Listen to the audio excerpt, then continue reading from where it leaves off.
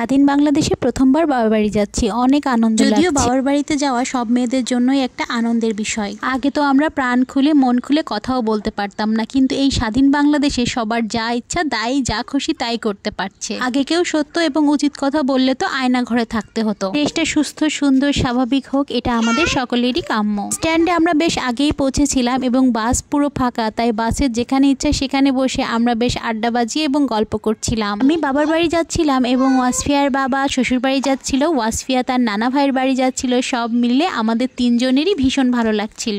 যাবার পথে ভাস্কর্যটা চোখে পড়তে একটা কথাই শুধু মনে হলো, বাবা তার কর্মের মাধ্যমে যে ভালোবাসা সবার কাছ থেকে অর্জন করেছিল, সন্তানের কর্মের কারণে সেই ভালোবাসাই বাবা হারিয়েছে। সব বাবা মারই সুসন্তান থাক, এটাই আশা করি। আমাদের গাড়িটা যখন মাঠের মধ্যে রাস্তা দিয়ে যাচ্ছিল তখন হঠাৎ করেই বৃষ্টি শুরু হলো এবং বৃষ্টিতে ভিজে ভিজে আমরা ঠান্ডা পরিবেশেই পৌঁছে গেলাম আমার বাবার বাড়িতে। বিয়ের পর স্বামী সন্তান নিয়ে বাবার বাড়িতে আসা যে কত বড় আনন্দের তা শুধুমাত্র বিবাহিত মেয়েরাই বুঝতে পারবে। হঠাৎ করে বৃষ্টি চলে আসায় মোটামুটি আমরা এলোমেলো হয়েছি। বৃষ্টির মধ্যে আমি তো মোবাইল বের করে মিষ্টির দোকানের মিষ্টিটা ভিডিওই করতে পারিনি, তবে এখন আপনাদের সাথে শেয়ার করি। এটা আমাদের এলাকার সব থেকে বিখ্যাত মিষ্টিটা খেতে ওয়াসফিয়ার নানা ভাই এবং ওয়াসফিয়ার নানু দুজনেই ভীষণ পছন্দ করে, তাই ওয়াসফিয়ার বাবাও সবসময় এই মিষ্টিটাই নিয়ে আসে। আমি তো জানি এই মিষ্টিটার নাম কি, আপনারা বলুন তো এই মিষ্টিটার নাম কি? বিভিন্ন জেলায় বিভিন্ন নামের হতে পারে, তাই আপনি মিষ্টির নামের সাথে নিজের জেলার নামটাও বলে দিবেন, এতে করে আমিও নতুন নতুন তথ্য পেয়ে যাব আপনাদের কাছ থেকে। এটা আমার মায়ের রান্নাঘর, যেখানে জড়িয়ে আছে আমার শৈশবের অনেক স্মৃতি। আমার আম্মু জালি দিয়ে ঘিরে শখ করে টাইগার মুরগি পালন করেছে। মাশাআল্লাহ, মুরগিগুলো বেশ বড় হয়েছে এবং ওয়াসফিয়া এবং আমাদের জন্য এইভাবে রান্না করেছে।